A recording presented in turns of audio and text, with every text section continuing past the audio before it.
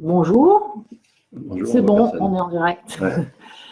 Bonjour pour le Facebook Live, donc de la liste Urgence Écologie. On est avec Dominique. Bonsoir. Bonsoir. Et regardez quand même d'un œil un peu distrait ce que disait le président de la République sur l'écologie, notamment. Alors, en fait, essentiellement sur le climat, et le climat seul, il n'a pas compris ce que les manifestants, les lycéens, les étudiantes ont compris, à savoir que le climat, ça n'est pas seul, c'est un des paramètres du système Terre. Si je considère le climat seul, je vais faire des bêtises. Et surtout, je pense que dans son esprit, vu les exemples qu'il a donnés, c'est une chose très simple. Répondre aux défis climatiques, c'est produire. Il a dit, on produit les autres installations de chauffage, on produit autrement de l'énergie, etc. À chaque fois, c'est produire. Et comme vous le savez, on a l'expérience avec les écoquartiers en France. Ok, on a des économies de chauffage avec une production particulière du chauffage dans les maisons et du coup, on a des dépenses qui s'orientent vers d'autres produits énergivores. Et donc, nous, en revanche, par exemple, on propose, évidemment, bien sûr, on ne va pas changer ces techniques, mais on propose une carte carbone. Et notamment, ça veut dire que pour que, effectivement, ce qu'on gagne d'un côté passe pas de l'autre. Et si on a une approche écologique, on ne peut pas répondre que par de la production. C'est évident. On répond d'une façon beaucoup plus profonde. Et puis, autre caractéristique de ce qu'il vient de nous dire, c'est que ça fait 30 ans qu'on nous fait le coup, quoi.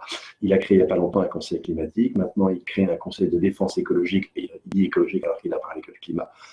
Évidemment, on crée des bidules sans arrêt. Et puis, ça permet de ne pas faire grand-chose, mais de faire penser qu'on fait quelque chose.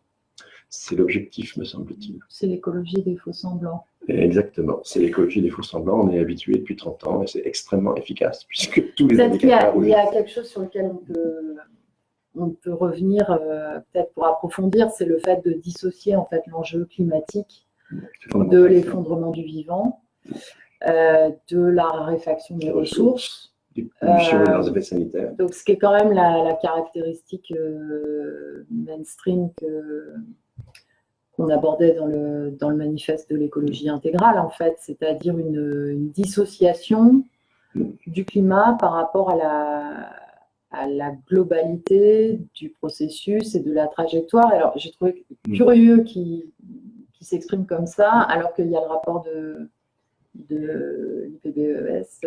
Aujourd'hui même. Voilà. Aujourd'hui même, en fait, apparemment, on est toujours sur le mainstream, c'est-à-dire qu'on raisonne en silo.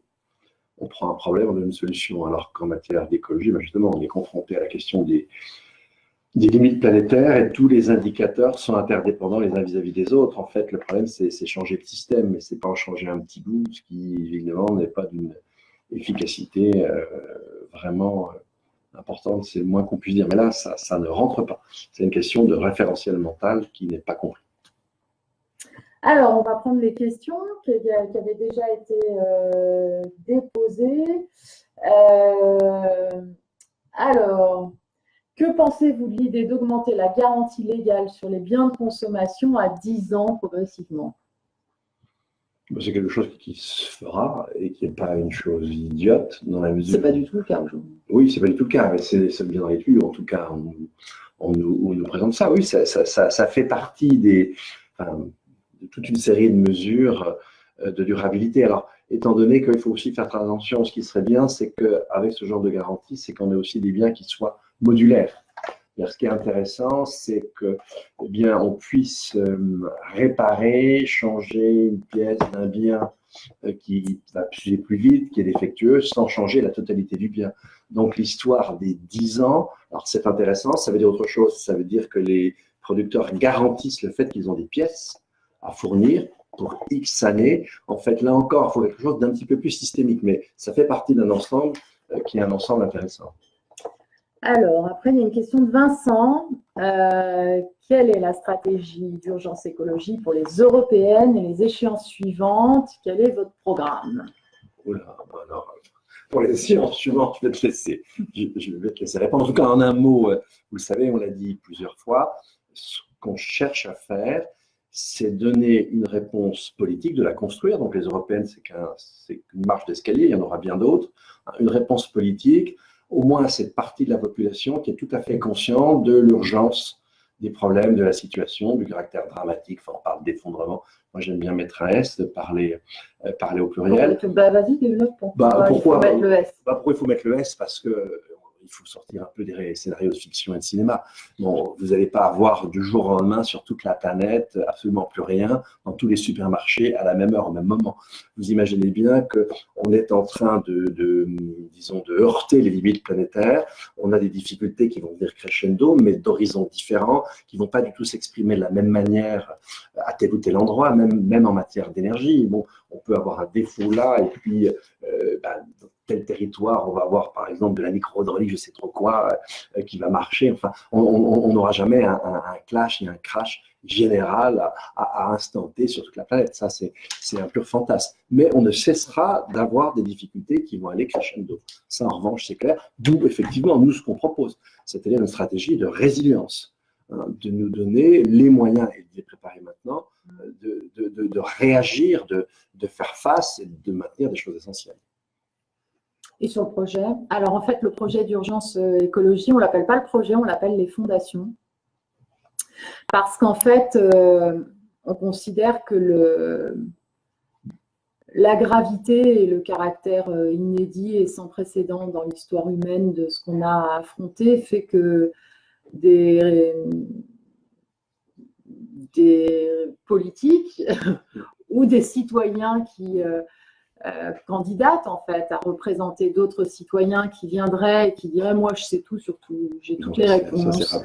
En fait c'est complètement fallacieux. Donc le travail collectif qu'on a fait, c'est de mettre en débat une proposition politique qui tente de se mettre, qui aspire à être en fait dans les clous du rapport du GIEC. Et donc à être au bon niveau de réponse, à rompre donc avec l'écologie des faux semblants dont on a parlé tout à l'heure, qui est à la mesure de l'urgence dans laquelle on est. Et en fait, ces propositions, ces fondations, donc, on souhaite les mettre en débat. Voilà, on ne considère pas, vous verrez, il y a beaucoup de contenu. Il y a d'abord un premier élément qui est que nous, ce qu'on dit, c'est qu'en fait, la base, la fondation numéro 1, c'est d'abord de dire la vérité en fait sur ce qui est en cours aujourd'hui et sur l'état de la situation pour apporter la bonne mise en mouvement, les bons remèdes. Donc c'est un programme qui est en rupture en fait avec ce qu'on a l'habitude de lire ou d'entendre sur ces sujets, mais qui est ouvert à être critiqué, à être modifié, à être amendé. On veut en fait lancer un processus de discussion citoyenne autour de ces éléments, parce qu'il faut en même temps dire aussi quels sont nos combats, quelles sont les pistes qu'on propose. Voilà, donc celui-là, il va être donc le document Fondation de l'urgence écologie, il va être mis en débat sur Facebook avec tous ceux qui veulent réfléchir, contribuer, se mobiliser avec nous sur les solutions. L'autre partie de la question, c'était en fait les européennes et puis les échéances d'après. En fait, d'abord l'Europe, c'est un enjeu fondamental. On ne peut plus laisser l'Europe aux mains des lobbies. Les Monsanto Papers, le Dieselgate, tout ça, c'est la partie émergée de l'iceberg en fait de ce qui se passe dans les institutions européennes comme dans les coulisses du pouvoir en France. Aujourd'hui, voilà, il y a une influence absolument dramatique des destructeurs sur les décisions publiques, que ce soit à l'échelle nationale ou à l'échelle européenne, et ça ne peut pas continuer. Donc on a besoin d'avoir des députés européens qui soient des sages comme Dominique, qui soient des personnes convaincantes, je veux dire, animées profondément par la cause de l'écologie.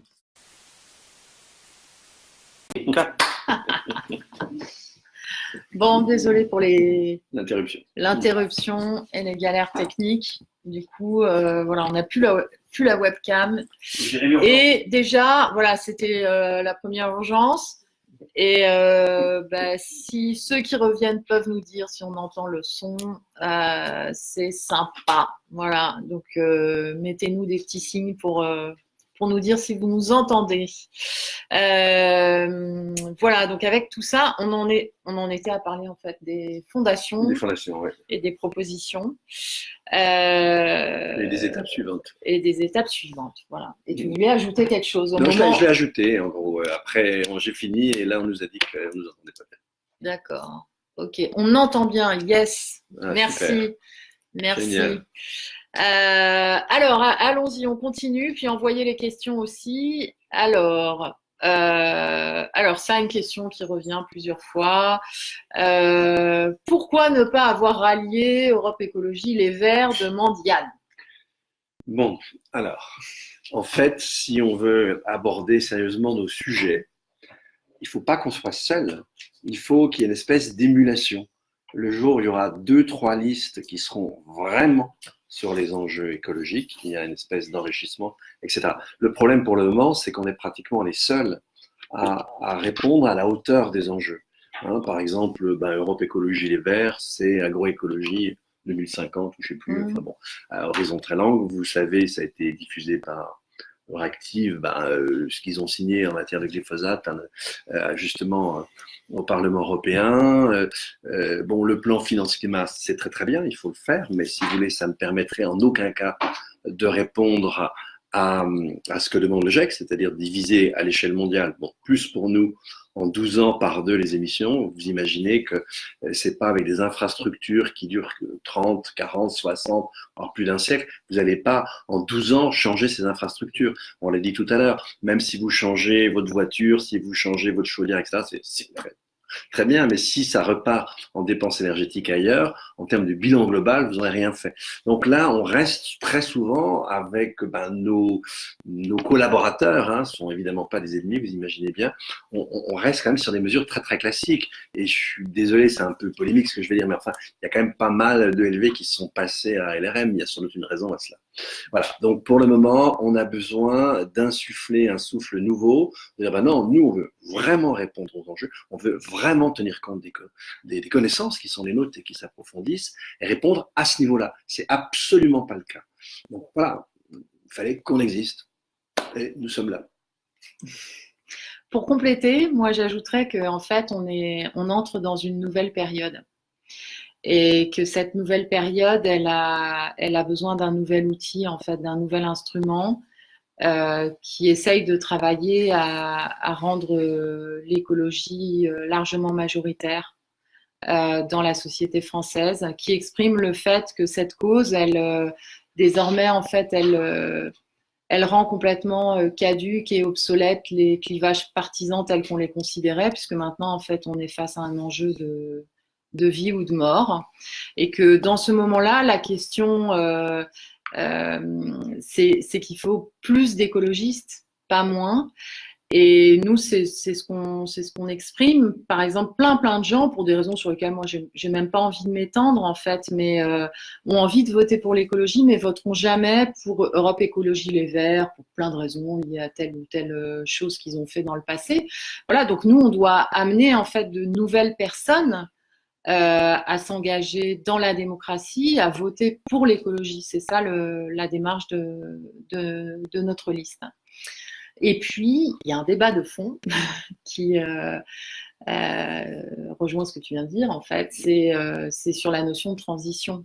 Parce que le mot, alors je sais qu'on on discute notamment avec Transition 2030. Et en fait, le mot de transition, il était parfaitement juste, tel qu'il a été conçu ou pensé, ou tel qu'il avait émergé, mais il a été aujourd'hui complètement affadi, récupéré par le système et par les tenants, un peu comme hier le développement durable. Par cette idée que en fait l'écologie ce serait qu'un enjeu de long terme, et en fait non, l'écologie c'est plus un enjeu de long terme, c'est urgent, c'est maintenant.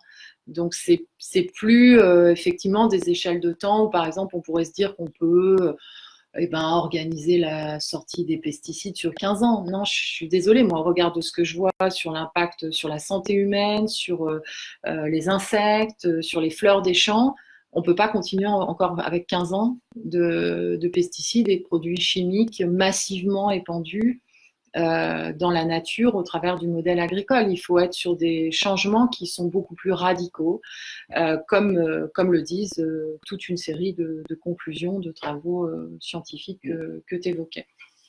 Voilà, donc je pense qu'on a répondu à cette question-là, mais s'il y a d'autres questions, on peut y revenir. Alors, je comprends parfaitement la logique de votre philosophie générale, mais avez-vous l'ébauche d'un programme politique de gouvernement? Voilà. Alors, on a, et vous allez pouvoir les voir, je crois qu'elles sont accessibles maintenant. Hein. Ouais, elles vont l'être dans l'heure, en tout cas, voilà, sur le site urgenceécologie.fr. Voilà. Toute une série, enfin, on a quatre types de propositions. On fait tout d'abord des propositions pour bien faire comprendre que c'est maintenant qu'on change. C'est-à-dire des propositions à effet immédiat. Alors évidemment, on n'est pas au pouvoir, on ne va pas les faire, mais l'idée, c'est de bien faire comprendre que si on veut se mettre à la mesure des choses, donc reprenons les 12 ans, les fameuses 12 ans du GIEC, ben, on n'attend pas 11 ans et puis la dernière année, on s'y met, ça n'a aucun sens. C'est tout de suite et c'est maintenant. Ça, c'est vraiment fondamental. Ensuite, on a une série de propositions qui sont plutôt liées à l'Europe, hein, qui concernent l'Europe, qui concernent la lutte contre les lobbies, etc. à l'intérieur de l'Europe. On a une troisième phase de propositions qui est plutôt du côté de la résilience. Ce qu'il faut bien que vous compreniez, c'est que dans ce qu'on a à faire aujourd'hui, à chaque pays, chaque nation, on a... c'est ma gourde. C'est ma gourde. On a tout, comment dire, évidemment, chaque nation doit contribuer à la réduction des émissions de gaz à effet de serre, des flux en général, à la réduction de la consommation de ressources. Ok, on est bien d'accord. Ça, c'est ce qu'un pays peut faire dans l'effort général. Mais après, on a aussi un autre volet des politiques. Qu'est-ce qu'on fait sur son propre territoire pour préparer les changements dont on sait qu'ils arrivent, on les connaît sur les plans physiques et biologiques, on sait en gros ce qui va nous arriver. On les prépare maintenant. Et quand on ne prépare pas, ça me donne la Grèce cet été. C'est-à-dire des pompiers en sous-nombre, mal équipés, plus de services météo, donc en fait les canadaires prêtés par les autres pays, ça sert à rien, parce que le pilote ne sait pas du tout dans quel sens le vent va, donc évidemment l'eau ne va pas du tout, on veut la porter, l'accès aux plages qui est grillagé, des gens qui meurent asphyxiés ou grillés sur les grillages. Ben non, on doit maintenant à l'échelle nationale se préparer à ces chocs dont on parlait tout à l'heure, à ces effondrements successifs. Et ça, c'est un volet qui est un volet tout à fait fondamental. Et puis, on a un dernier volet. Prends-le plutôt que de te pencher. Là. Oui. Alors, désolé, mais alors, on a parfois des trous de mémoire. Donc, on a un dernier volet qui nous renvoie en fait à la stratégie un peu de guérilla qu'on voudrait mener à l'intérieur du Parlement européen. Et là aussi, on a des choses à très court terme de surveillance, etc. Et puis on a des projets à plus long terme. Et ce qui serait assez intéressant à l'échelle de l'Union, c'est qu'on arrive à faire une espèce d'écolo-groupe, c'est-à-dire en fait une réunion de pays qui serait plus exigeant sur ce côté-là. À 27, évidemment, on peut difficilement faire autrement. Voilà, et ça, vous allez pouvoir les découvrir dans le détail. On livrera aussi un petit kit réduit de 10 propositions. C'est en fait les premières de chacune des 4 rubriques grosso modo, qu'on va mettre. Donc, mais j'insiste, on l'a dit tout à l'heure, on ne va pas y revenir, c'est pas en bonne et due forme un programme de gouvernement. Vous imaginez bien que la situation à laquelle on est confronté, elle est hyper difficile, elle ne nous concerne pas que nous, elle concerne la planète, on va devoir expérimenter, on va devoir tâtonner, donc un programme de gouvernement, laissez ça à Macron. On a des orientations fermes, on doit faire le lien entre ce qu'on arrive à faire sur un territoire et des engagements internationaux, mais sur les territoires, c'est vous et c'est nous, chacun à notre niveau, qui allons devoir bouger, qui allons devoir inventer, etc. Et notre idée, c'est plutôt de faciliter et de partager des orientations par rapport à ça, et pas vous livrer un kit tout fait, quoi. Ça y est, hop, on monte, et puis on a toute une série de politiques. Ça marche plus, c'est fini. Ouais, et donc en fait, donc en fait le document fondation, il est sur le, voilà, je le mets là, on voit mieux. Il est téléchargeable sur le site urgence-écologie.fr et c'est ce qu'on met en débat avec effectivement une notion centrale qui est celle de construire un projet commun de résilience. et d'assumer que les propositions très concrètes qu'on fait, hein, dont on a beaucoup discuté, échangé collectivement avec c'est un work in process, voilà. On l'assume d'être en rupture avec. D'abord là, il s'agit d'élections européennes, donc il ne s'agit pas de programme de gouvernement. Malheureusement, le Parlement européen aujourd'hui, dans l'organisation actuelle des institutions européennes, il a un certain nombre de prérogatives, mais elles sont quand même largement insuffisantes. Donc en fait, notre propos, c'est de dire comment on va construire le rapport de force. Comment on va construire avec les citoyens, les associations, les élus des territoires, les chefs d'entreprise qui se mouillent, parce qu'il y en a quand même quelques-uns, notamment sur la liste urgence écologie. Ben, comment en fait avec eux, on va inverser le rapport de force pour faire basculer les choses. Et dans ce mouvement de construction du rapport de force, on va élaborer toutes les échelles de solutions pour basculer effectivement dans ce qu'on appelle l'État résilience ou l'Europe résilience. Alors, on continue les questions. Il y a une question de Laurent. Est-ce que Delphine, mais pourquoi moi? Pourquoi que moi? Est-ce que Delphine peut nous raconter son one-shit moment, un choc violent, une prise de conscience brutale durant laquelle notre réticence instinctive à envisager la fin des temps cède soudainement sous le poids des catastrophes qui menacent d'engloutir l'unique planète sur laquelle nous pouvons vivre? Ça m'arrive souvent. Voilà. Malheureusement, c'est des chocs. Alors, en fait, ils sont violents en profondeur, mais je pense que comme tout le monde, je dois avoir des mécanismes émotionnels ou dans le cerveau qui à la fois les accueillent, mais à la fois quelque part un peu les éludent. Sous le tapis, je dirais pas ça, c'est-à-dire que moi je le ressens, je sais pas toi comment c'est, mais je le ressens, ça m'émeut. Et puis, oups, au bout de quelques minutes, etc., je repasse à des activités diverses et variées. La dernière fois, je pense que c'est cet après-midi, en fait, quand j'étais avec quelqu'un qui avait au téléphone une amie dont le fils est au Mozambique, en fait.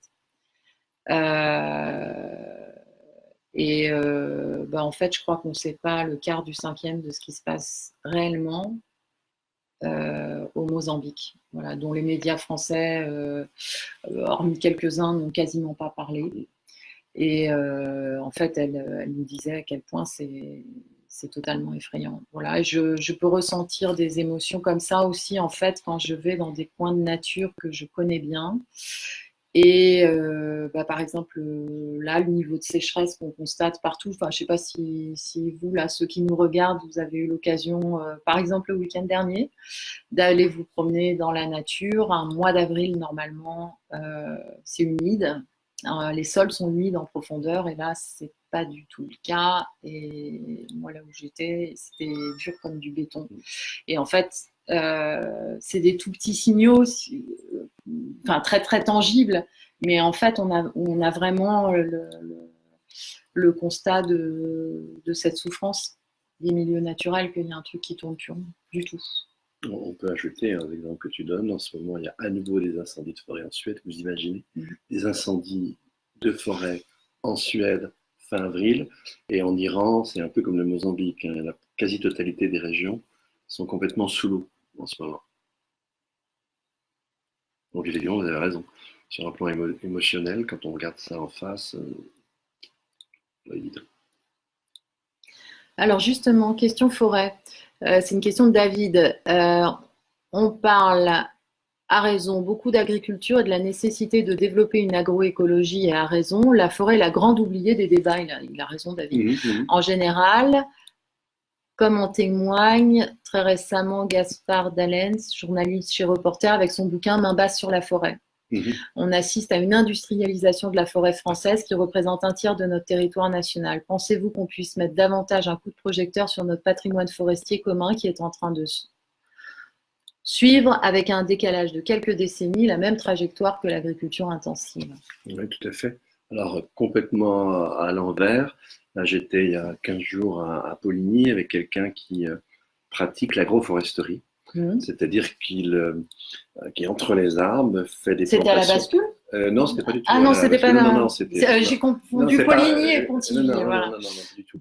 Et là, donc, des variétés anciennes de blé, et avec un piquage à la main et en fait une productivité assez étonnante. Vous savez que l'agroforesterie, c'est justement le moyen de respecter la diversité d'un écosystème avec justement en fait une culture qui est très productive pour les êtres humains. Donc vous avez raison. Et ça, la France est quand même un pays intéressant. C'est un pays où il y a beaucoup d'expériences de ce type. Il y a beaucoup d'acteurs avec une installation sur deux en agriculture. C'est des gens dont ni les parents ni les grands-parents étaient paysans, qui en général ont un niveau de formation assez excellent, qui sont très expérimentateurs.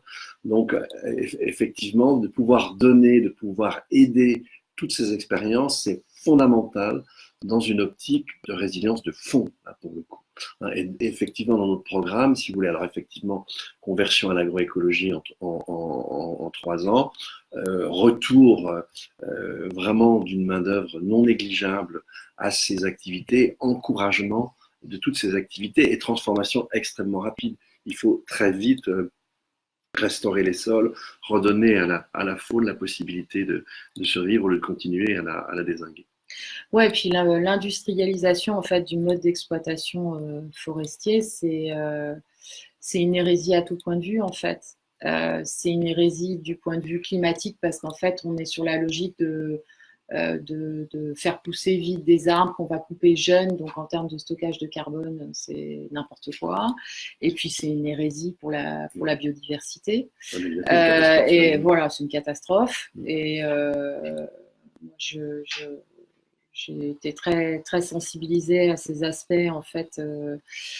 Je crois par rapport à la question de David, là, je pense que les arbres et les forêts sont en train d'entrer très, très fort, encore plus qu'avant, dans la conscience collective écologique profonde. Voilà. Je pense qu'il y a un rapport populaire à l'arbre, à la forêt, que les nouvelles découvertes en biologie végétale, c'est ce qui explique en fait le succès des livres comme voilà, c'est ce qui explique ça, c'est qu'il y a une relation ancestrale, il y a toute la symbolique de l'arbre, etc. C'est culturellement extrêmement fort.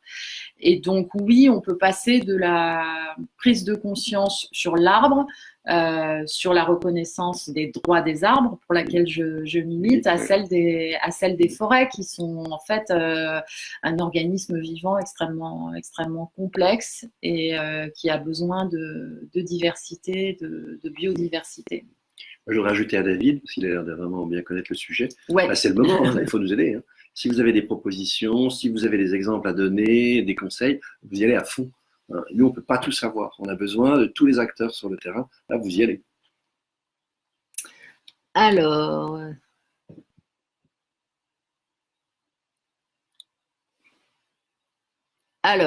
oula. Eric, question. En l'état de la sociologie probable des prochains parlementaires européens élus, à combien sur les 750 et quelques estimez-vous le pourcentage d'élus européens sincèrement convaincus par cette nécessité d'agir sur le court terme et de manière radicale? J'en sais fiche rien, et vous non plus, tant qu'on n'a pas l'élection.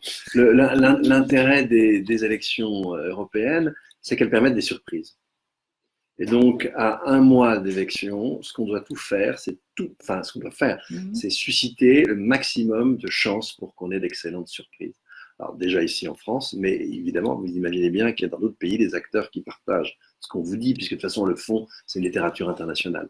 Et donc, on peut compter sur eux. Alors après, selon les cultures de pays, moi, je vis sur 2 pays, donc je vois bien, par exemple, si vous voulez, côté suisse, chez les Verts, j'ai beaucoup de raisons, chez les Verts suisses, je suis désolé, et donc la culture est très différente, et en fait, on a une culture du consensus.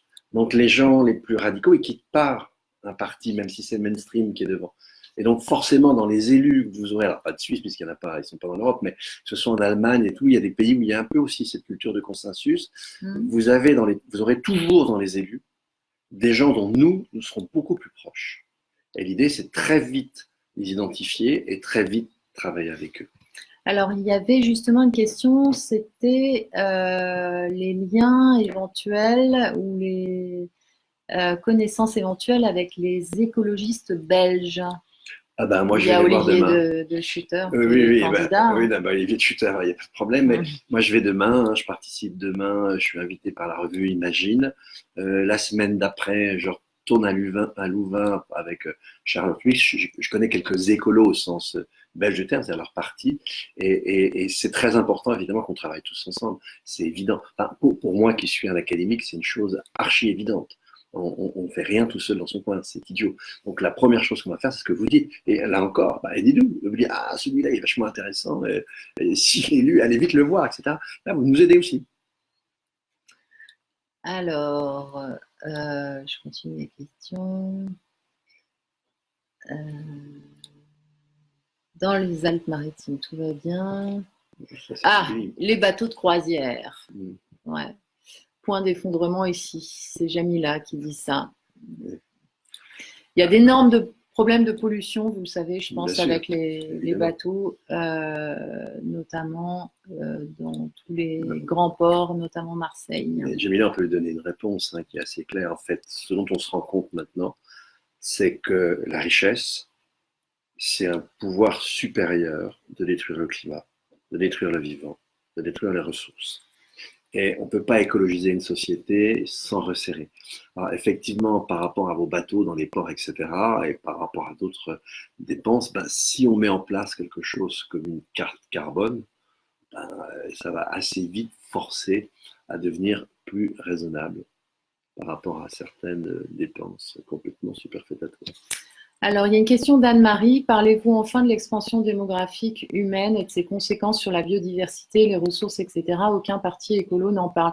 Nous, on n'a pas de tabou, mais moi, je voulais insister sur le fait que on est quand même dans une situation où 10% les plus riches sont responsables de 50% des émissions de gaz à effet de serre. Donc, il y a un sujet sur la maîtrise de la démographie. Mais le premier sujet, c'est quand même le mode de civilisation et la civilisation thermo-industrielle actuelle, avant d'être une question uniquement du nombre d'humains. Et la deuxième chose, c'est qu'il n'y a pas d'autre issue en fait par rapport à la nécessité de. Alors pour le coup, le mot transition a une longue histoire en démographie. Il n'y a pas d'autre issue en fait pour les transitions démographiques que l'émancipation des femmes, en fait. Dans tous les pays où les femmes ont accès à l'éducation, ont accès au travail, ont accès aux droits sociaux. Voilà, c'est pour ça que la question de l'écoféminisme, qu'on ne peut pas réduire uniquement aux enjeux démographiques, hein, c'est pas du tout le sens de ce que je suis en train de dire, mais elle est fondamentale, en fait. On ne peut pas séparer aujourd'hui à l'échelle planétaire le combat pour l'écologie du combat pour les droits des femmes et pour l'émancipation des femmes. Parce que c'est ça la réponse en fait aussi aux problèmes démographiques. Alors je voudrais quand même revenir sur la question démographique parce que c'est vrai que c'est une question importante, elle revient souvent et on lui oppose souvent un déni. En fait, suivant les types de problèmes qu'on considère, si je regarde les flux de matière, les flux d'énergie, effectivement c'est essentiellement une question de niveau de vie. Un défi vient de le rappeler avec les 10% qui émettent 50% et la réciproque 50% qui émettent que 10%. Maintenant, si vous regardez les atteintes aux vivants, là, effectivement, la démographie, il y a un rapport pratiquement de 1 à 1, c'est-à-dire un individu, une unité de destruction. Mais bien sûr, on ne va pas se mettre à tuer les gens, vous imaginez bien. Donc, en fait, la solution, c'est une plaisanterie, mais la solution, elle est très claire, Delphine vient de le rappeler. Là où on attend les 2 milliards d'individus qui viennent de 8 à presque à 10, c'est en Afrique. Et en fait, c'est dans les familles où finalement il y a un défaut d'éducation qui fait que lorsqu'il y a un défaut d'éducation dans la famille et quand il y a pas d'émancipation des tabous de tout le monde et puis des femmes de façon générale, eh bien vous avez un taux de fécondité de 6 au lieu de 2. Donc là, on sait très bien quelle est la réponse qu'on a à donner pour que finalement l'Afrique ne soit pas envahie par une démographie trop galopante. Alors, il y a une question, comment allez-vous gérer la disparition des emplois que le 100% bio, l'arrêt du glyphosate ou de l'élevage industriel vont engendrer? En fait, ça va créer des emplois. Alors là, voilà. Faut multiplier par 3 le nombre d'agricultrices et d'agriculteurs. Voilà, c'est un métier d'avenir. En fait, les modes de production agroécologique, aujourd'hui en moyenne, par exemple, une exploitation bio, elle a 2,3 comment on dit, emploi par unité de main-d'œuvre. Enfin, excusez-moi le terme techno, on va l'oublier, mais en fait, sont d'ores et déjà, les exploitations en bio sont d'ores et déjà des emplois beaucoup plus intensifs en main-d'œuvre et en emploi.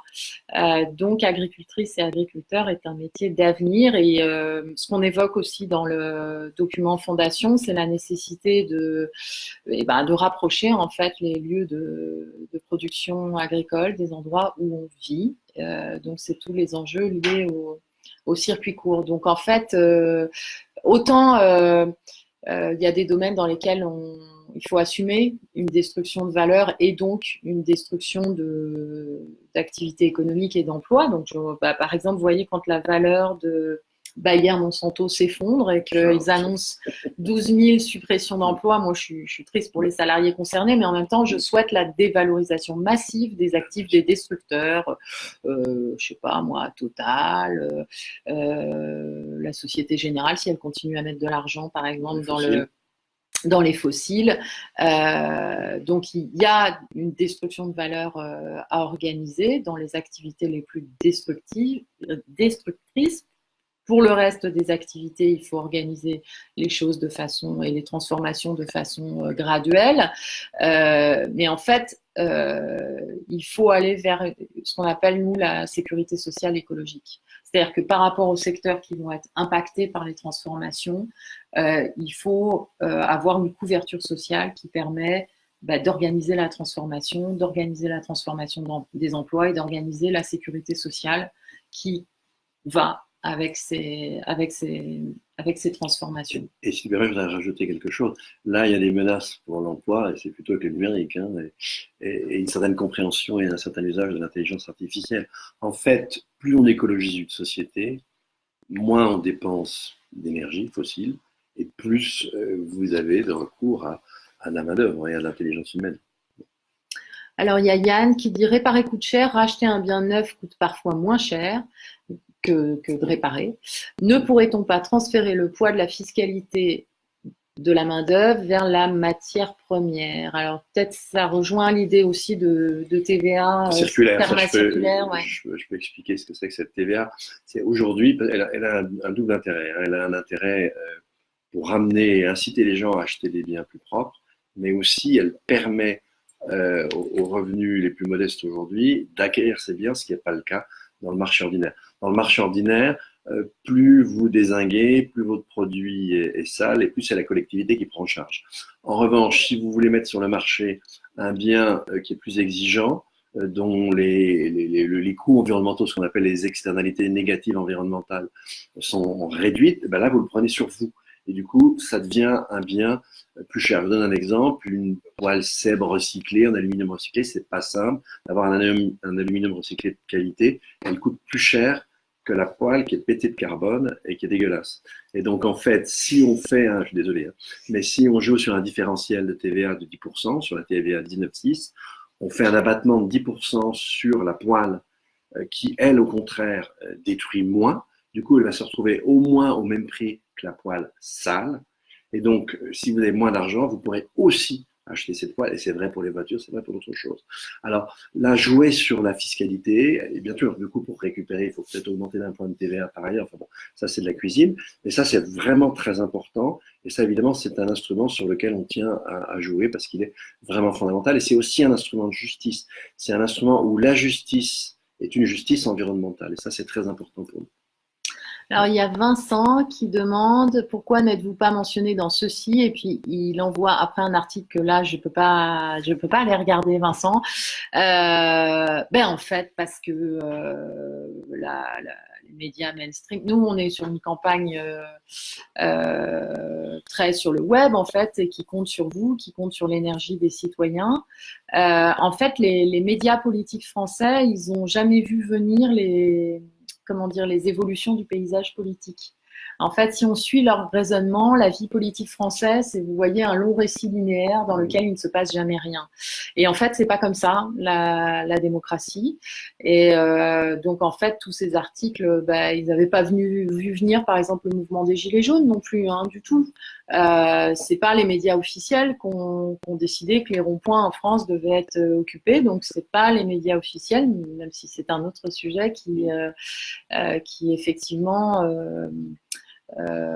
présente toute la diversité des propositions en débat au moment des élections européennes. Et la liste est maintenant déposée, donc on espère que ça va changer. Voilà, elle est officiellement enregistrée depuis cet après-midi. Alors, je dois vous quitter. C'est Jean-Florent qui dit ça. Au revoir, Jean-Florent. Que faire en pratique pour vous aider? Alors, c'est hyper simple.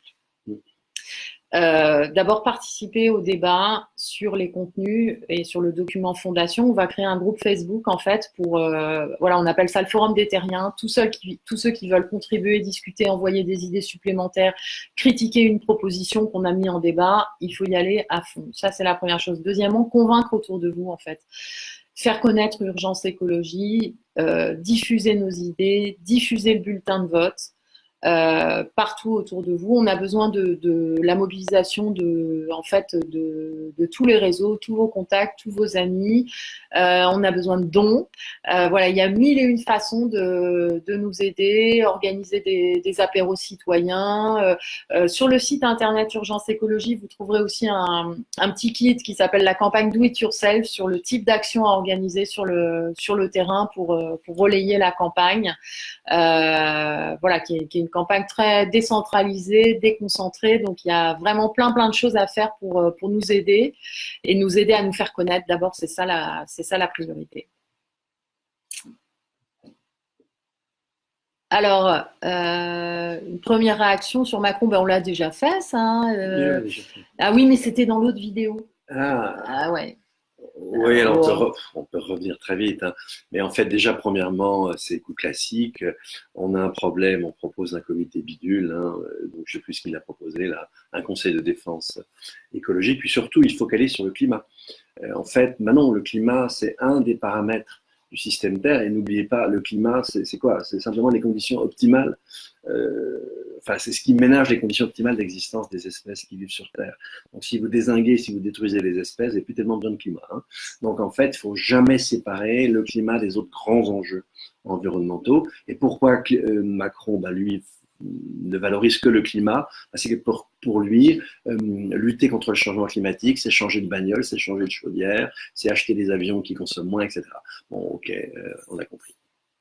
Alors, il y a Marc qui répète sa question, qui visiblement, excuse-moi Marc, puis je te tutoie, qui répète sa question en fait sur les différents partis écolos, pourquoi est-ce que ils sont pas tous ensemble et qu'il faudrait qu'il y ait une seule proposition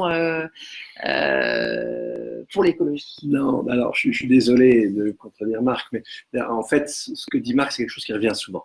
Ça chagrine beaucoup de gens, qu'on soit plusieurs sur ce terrain de l'écologie. Ben non, à ce moment-là, parce que le terrain de l'écologie, c'est pas un terrain partiel. Si l'écologie va pas, s'il n'y a plus de climat, s'il n'y a plus de vivant, c'est pas la peine d'aller mettre autre chose dessus, hein, c'est fini, il n'y a plus rien.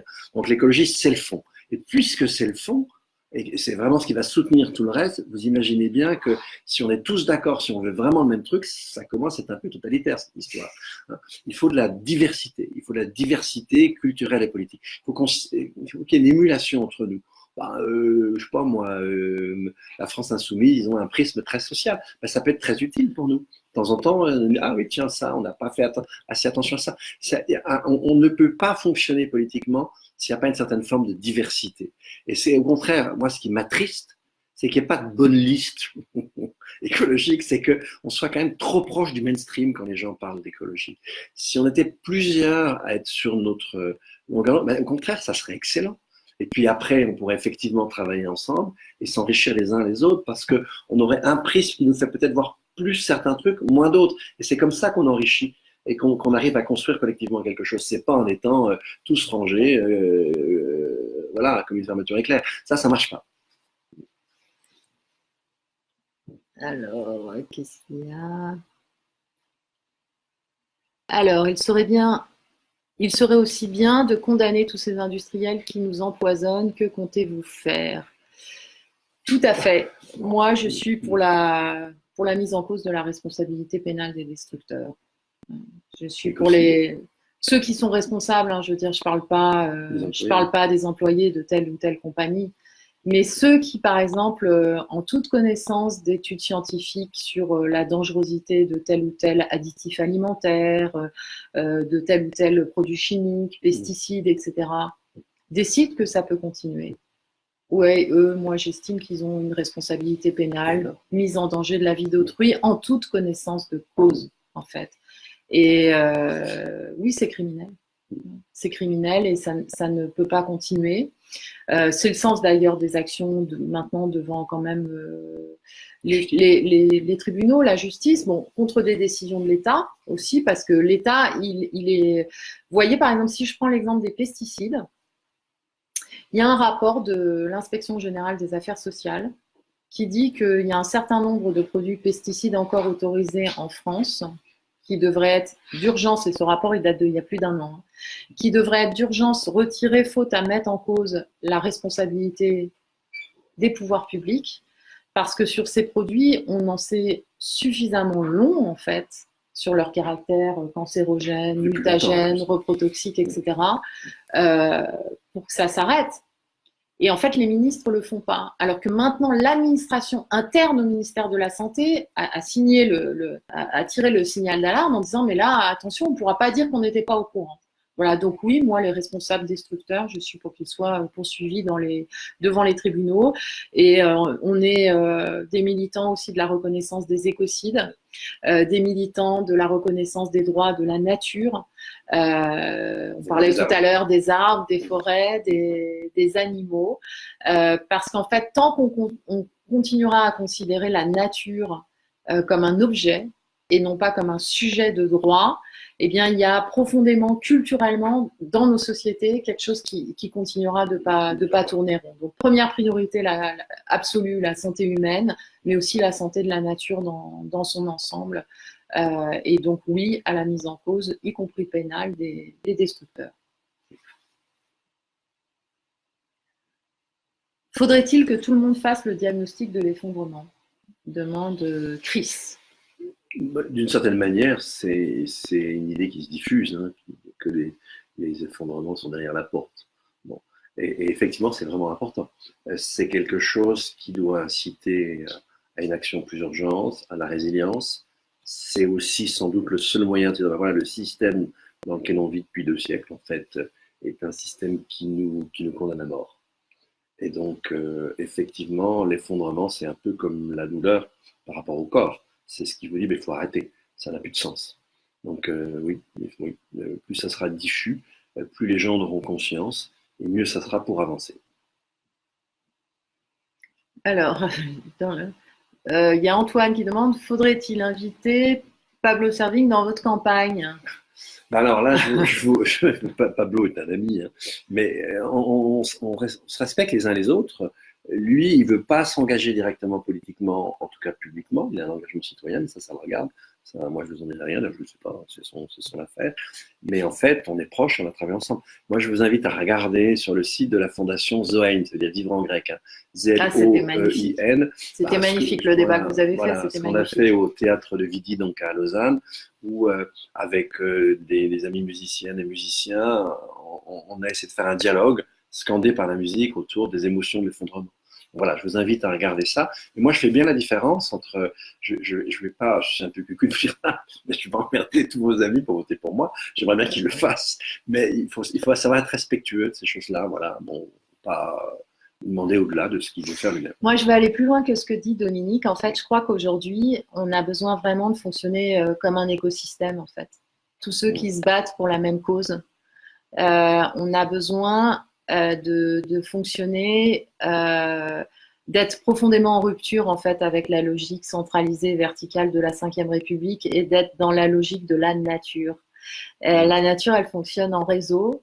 comme un écosystème. Et en fait, chacun de nous, à sa place, fait une part du travail qui est fondamental. Ce que fait La Bascule est utile, ce que fait Extinction Rébellion est utile, ce que fait Pablo Servigne et Gauthier Chapelle et Raphaël Stevens, c'est fondamental en fait. Et donc, certains sont auteurs et portent dans le débat des réflexions qui nous inspirent. D'autres essayent de transformer ces réflexions en projets politiques et en projets de résilience. D'autres travaillent à la construction du rapport de force dans la société. D'autres poursuivent les destructeurs devant les tribunaux. Et parfois, moi-même, dans la même journée, je fais plusieurs de ces aspects-là. J'écris un bouquin, je soutiens un combat sur le plan judiciaire contre un projet destructeur. Enfin voilà, chacun de nous, il est, et Dominique alors aussi comme philosophe et candidat au même moment. Et il faut en fait que les uns et les autres on défende cette diversité et en même temps la reliance en fait qu'il y a entre nous. Voilà, parce qu'on se bat face à des adversaires extrêmement puissants qui sont ceux qui dominent le monde aujourd'hui, et donc le camp des résistants résilients, il doit être fort de justement de cette entraide entre nous. Voilà, moi je prends souvent la comparaison, même si on n'est pas dans des circonstances historiques comparables et que j'aime pas du tout les parallèles historiques, mais vous voyez, dans la résistance, il pouvait y avoir des énormes différences et même des chicayas entre les communistes, les socialistes, les gaullistes, les démocrates chrétiens, etc., etc. Et il y avait tout plein de diversité, mais on savait qui était patriote et résistant et qui l'était pas. Qui était l'ennemi. Voilà. Et donc il y avait ce sens en fait ce sens du commun, et je pense que c'est comme ça qu'il faut comprendre ce qu'on est dans notre diversité et le rôle que chacun joue en fait pour faire avancer les choses. Philippe. Comment faire en sorte que l'automobile, source de pollution atmosphérique redoutable et de confiscation des sols, ne soit plus considérée comme un outil indispensable pour un trop grand nombre de personnes? Ça, c'est une question fondamentale. Je connais Philippe. Ah ouais? Bonjour Philippe. Et donc, effectivement, c'est une question fondamentale.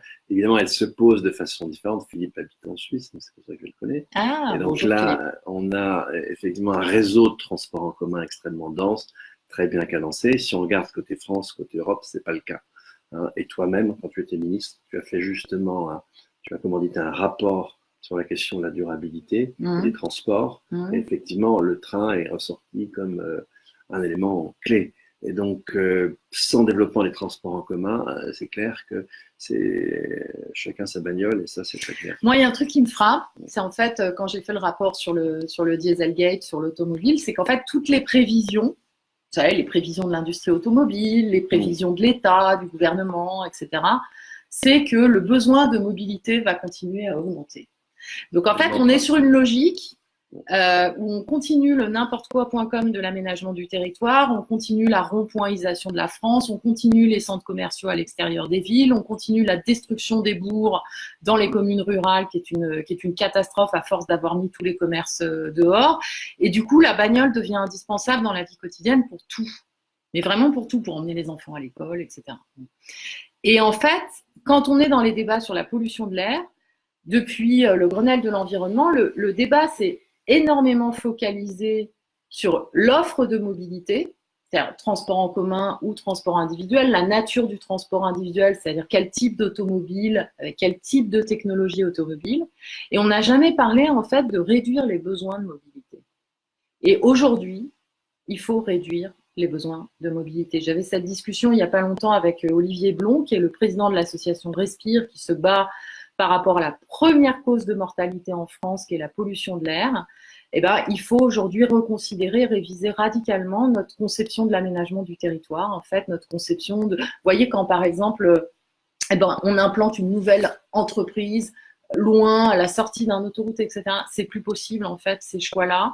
Et aujourd'hui, il faut bien sûr du transport en commun, il faut du train, mais il faut aussi revoir la façon dont on a abordé ces enjeux sur les déplacements et la pollution de l'air pour réduire les besoins de mobilité et rapprocher le travail de là où on vit, ou rapprocher là où on vit du travail. En plus, ça fait des vies... Enfin, je veux dire, on n'est pas heureux 1h30 dans les transports matin et soir, récupérer ses enfants vachement tard, passer peu de temps du coup avec eux, rentrer très fatigué parce qu'on a passé beaucoup de temps dans les transports. En fait, c'est pas un idéal de bien-être. Alors, on ne va pas rater cette question, elle est très intéressante. Derek Souffle, tu peux aller. Quand allez-vous parler du retour de l'usage des chevaux dans l'agriculture et aussi les transports? C'est déjà le cas. Hein. Il y a 2 jours, je visitais une vigneronne qui précisément, pour la question, si vous voulez, des herbages, faisait creuser un sillon juste autour des pieds de vigne, parce qu'entre les allées, au contraire, elle laissait l'herbe, mais pour que ça ne pourrisse pas le fruit, etc., eh bien, on désherbe de façon mécanique. Donc ça, on le fait avec un cheval, des débardages de bois, etc. Là, je suis dans un comité de thèse sur, justement, une thèse sur quel type d'agriculture pour une société écologisée. Et on réfléchit vraiment au retour à la traction animale. Donc effectivement, la question est très ouverte. C'est déjà quelque chose qui est en cours. Voilà, et je ne peux pas en dire plus parce que c'est un sujet vraiment ouvert, mais qui est extrêmement important et qu'il faut regarder de très très près aussi. Je suis bien d'accord là-dessus. Alors, il y a Jean-Michel qui dit « Pourquoi ne pas créer une sorte de Grenelle des associations et partis écolos, mais en dehors de l'État, puisqu'ils ne veulent rien faire, afin de voir comment s'organiser pour mettre en route la transition ?» En fait, c'est exactement l'esprit, là, cette idée-là, c'est l'esprit de ce qui est dans le document Fondation donc de Urgence Écologie, sur ce qu'on propose à l'échelle européenne. C'est-à-dire, effectivement, on ne doit pas être... Là, c'est la De Sévrienne qui parle, parce qu'en fait, quand on a inventé l'économie sociale et solidaire ou les mutuelles dans les Deux-Sèvres, en fait, les gens, ils n'étaient pas que dans, tu vois, la revendication sur on se mobilise pour créer un rapport de force, pour obtenir de l'État ou de je ne sais qui en haut qu'il y ait ceci ou cela qui soit décidé. On le fait nous-mêmes, en fait. Ouais, on le fait. Et donc aujourd'hui, oui, on doit s'organiser en rassemblant les énergies des territoires, des associations, des entreprises, enfin de tous ceux qui veulent faire les choses en fait sans. Ça fait partie de ce qu'on peut faire par nous-mêmes, tout de suite, pour faire changer les choses, mais aussi pour élargir les rapports de force. Moi, je voudrais rajouter quelque chose, si tu veux, là-dessus qui me semble très important, c'est que il n'y a pas du tout de contradiction entre la vie associative, l'organisation de la société civile en quelque sorte à l'amont, et puis l'action politique. Pour que l'action politique soit vraiment pertinente et qu'elle aille, il faut qu'il y ait des citoyens qui soient organisés à l'arrière, qui fassent vraiment des choses, qui soient très vigilants. Et quand un politique fait des conneries, qu'il sache lui dire. Et ça, c'est pas du tout des choses contradictoires. Pour qu'une société fonctionne, il faut qu'il y ait ces niveaux d'organisation différents. Et c'est vital qu'il y ait un réseau associatif, un réseau citoyen très vivant, et très fort et très inventif. Alors, il y a le parti du Rassemblement solidaire, bonjour, qui dit « L'élevage du bétail se révèle être l'une des sources majeures de pollution directe et indirecte. Avez-vous un avis là-dessus ?» Ouais, on est pour en fait, on est pour l'abolition de l'élevage industriel. Par contre, moi, je soutiens l'élevage paysan. Bon, après, on peut avoir d'autres débats sur la consommation de viande, mais en fait, le modèle agricole dont on a besoin, c'est un modèle de polyculture-élevage. Si je prends l'exemple du département des Deux-Sèvres, que je connais bien, en fait, nous, on lutte contre la céréalisation du modèle agricole. Et en fait, moins d'élevage à l'herbe, c'est moins de prairies, moins de haies, c'est la destruction radicale en fait du bocage, qui est en cours d'ailleurs depuis des années. Les Deux-Sèvres avaient à un moment donné le record de France du nombre de parcelles en prairie qui ont été détruites. Donc c'est ce type de mode d'élevage en circuit court, à l'herbe, qu'on doit favoriser. Aussi pour des raisons de bien-être animal, parce que la relation en fait entre un éleveur et des animaux à l'herbe, etc. Ça n'a rien à voir avec les usines à viande que l'on peut connaître en Amérique latine ou parfois chez nous. Je vais donner un témoignage puisque j'étais ce week-end dans les Cévennes, dans la ferme permacole, donc en permaculture, ferme d'élevage de brebis d'un des membres de l'AIS qui est Guilhem Roux. Et là, dans l'élevage permacole, les brebis ne passent jamais dans une seule année 2 fois sur la même parcelle. Et donc là, au contraire, on a quelque chose par rapport à la biodiversité qui est fondamental, qui fait que ça la développe au lieu de la piétiner et au lieu de l'écraser. Et donc faites attention quand on parle d'élevage, entre un élevage industriel et puis cet élevage permacole. Puis je peux vous dire que dans ce cas-là, la relation brebis, c'est autre chose. En fait, petite anecdote, hein, mais il s'est trouvé une fois coincé. On était au mois d'octobre, la neige a commencé à tomber, a commencé absolument drue. En fait, les brebis, elles ont une espèce d'instinct de survie. Elles se mettent toutes les têtes en quinconce les unes des autres, elles font un cercle, elles ne bougent plus. Et là, évidemment, après, elles partent plus et ça aurait été extrêmement dangereux par rapport. Et là, le chien n'y pouvait rien et tout.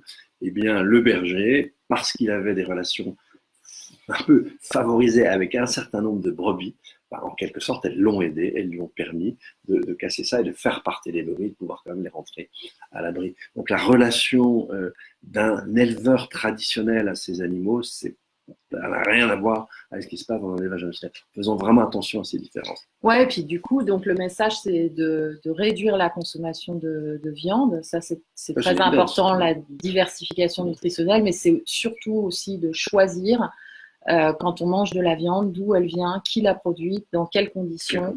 Et quand on voit les cantines scolaires, par exemple, qui s'approvisionnent avec de l'importation, c'est un scandale, en fait.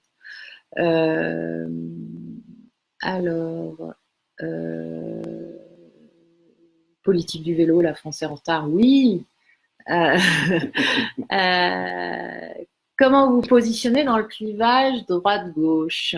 Le mouvement des progressistes a soutenu Macron, ça ne vous dérange pas? En fait, non, moi, rien ne me dérange. Voilà. Ce qui me dérange, c'est qu'il y en ait encore. Non, moi, ce qui me dérange, c'est qu'il y en ait encore qui se disent ou à gauche, ou à droite, ou Macron, etc., dans le sens où c'est prioritaire maintenant, en fait. C'est-à-dire, on peut être chacun ce qu'on est avec notre sensibilité, mais on a 10 ans pour changer le monde, en fait. Donc, il y a plein de débats politiques ou politiciens qui sont en fait assez secondaires et assez caducs par rapport à cette urgence-là. Et tous ceux... moi, je trouve qu'il faut aujourd'hui accueillir, en fait, tous ceux qui rejoignent cette idée-là d'urgence, quel que soit leur parcours avant, quels que soient les choix qu'ils aient faits. Ce qui est important, c'est ce qu'on décide à partir de maintenant. C'est pas ce qu'on a été hier, avant-hier, avant-avant-hier. Ça, moi, en tout cas, personnellement, je m'en fous. Oui, non, mais ça, je suis d'accord avec toi. Alors, cela dit, dans l'histoire des idées, si vous voulez, la gauche et la droite ont décliné le même modèle productiviste. Hein. Pour Marx, il fallait que le capitalisme se développe à fond pour pouvoir développer les forces productives. Et les forces productives, évidemment, c'était massacrer le capital naturel, pour reprendre une expression un peu sujette à caution. On fait attention. Dans l'histoire des idées, d'une part, il y a des valeurs qui ont fait une certaine gauche qui était bien antérieure. Et puis, en fait, la gauche et la droite moderne ont été 2 facettes du même productivisme, en fait. Donc, attention, soyons un peu précis et faisons attention quand même à ces choses-là. Et voilà, j'admire l'énergie dont vous faites preuve. Merci, le Nicolas qui dit ça, c'est sympa. Ouais. Mais je n'arrive pas à croire au changement par les urnes, ajoute-t-il. Eh bien, en fait, moi, je vais vous dire ce qui se passe. C'est qu'en fait, s'il ne se passe pas un truc là dans les urnes, la grille de lecture de ceux qui nous gouvernent, vous voyez, ils passent, par exemple, actuellement, vous avez remarqué, ils passent complètement à côté des mobilisations de la société civile sur l'écologie. Ça existe. On voit ce que Macron a raconté ce soir. En fait, il en a parlé 3 minutes parce que les derniers jours, des gens avaient protesté sur le fait qu'on ne parlait pas assez. Mais globalement, il faut qu'on monte en puissance et qu'on monte d'un ton, y compris dans les urnes, parce que sinon, ce qu'organise le système, c'est l'invisibilité, y compris des mobilisations citoyennes qui sont historiquement importantes. Enfin, 1 million de personnes le même jour dans le monde, de jeunes, c'est sans précédent, sans équivalent. Et en fait, si ça se retrouve pas dans les urnes, bah, ça veut dire qu'on déserte un des champs de bataille, de là où le combat doit se mener aussi. Voilà, donc c'est absolument fondamental que ça s'exprime aussi dans les urnes. On peut rajouter quelque chose, hein, l'expression dans les urnes, ça précède l'expression par la loi.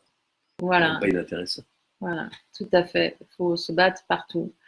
Et ben voilà. Et ben, il y a certainement plein de questions. Voilà, mais ce sera pour la prochaine fois. Et puis on peut continuer d'échanger de toute façon sur Facebook. Donc je rappelle l'adresse du site. urgence-écologie.fr, il y a les propositions qui sont en ligne depuis tout à l'heure.